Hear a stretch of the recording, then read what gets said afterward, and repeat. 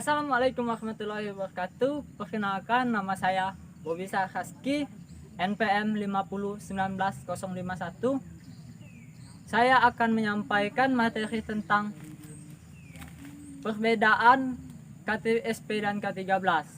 Baiklah, yang pertama ialah kurikulum 2016 atau biasa disebut KTSP. Yang pertama ialah hakikat KTSP. Hakikat KTSP terbagi menjadi 3 bagian, yaitu yang pertama konsep dasar, yang kedua tujuan.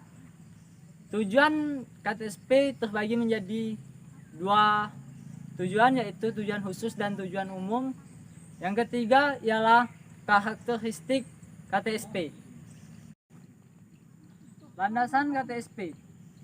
Terdapat 5 hal yang menjadi landasan dalam pengembangan KTSP, yaitu yang pertama Undang-Undang Dasar 1945, yang kedua Undang-Undang RI Republik Indonesia Nomor 20 Tahun 2003 tentang Sistem Pendidikan Nasional, yang ketiga Peraturan Pemerintah Nomor 19 Tahun 2005 tentang Standar Nasional Pendidikan, yang keempat Peraturan Materi Pendidikan Nasional Nomor 22 Tahun 2006 tentang Standar Isi, dan yang terakhir, yang kelima, Peraturan Menteri Pendidikan Nasional Nomor 23 Tahun 2006 tentang Standar Kompetensi Lulusan.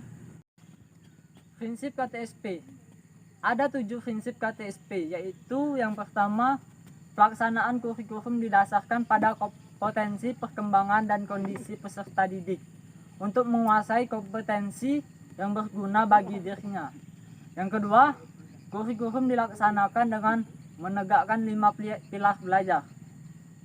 Yang ketiga, pelaksanaan kurikulum memungkinkan peserta didik mendapatkan pelayanan yang bersifat kebaikan. Yang keempat, dilaksanakan dalam suasana yang saling menerima, menghargai, akrab, terbuka, dan hangat.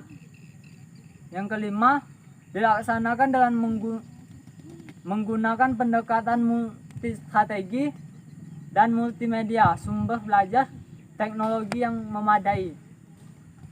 Yang keenam, dilaksanakan dengan menggunakan kondisi alam, sosial, dan budaya.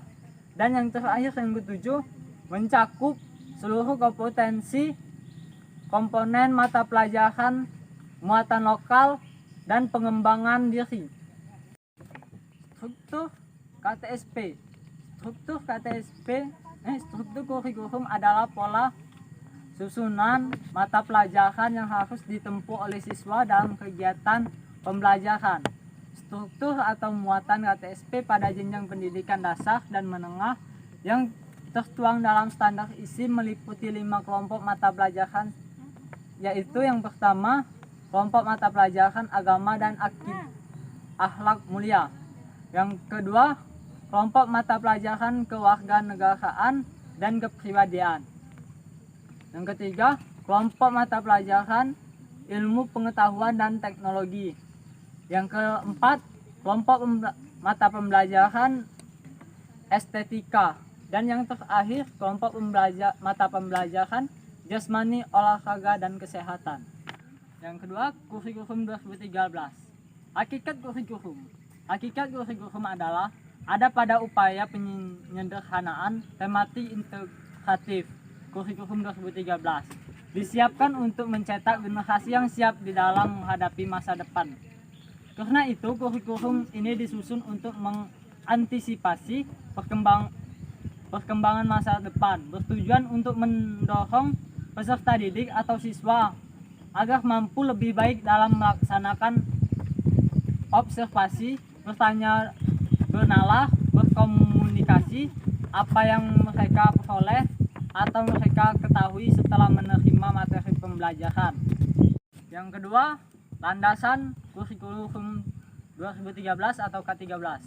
Landasan yuridis kurikulum yang pertama yaitu Pancasila dan Undang-Undang Dasar 1945.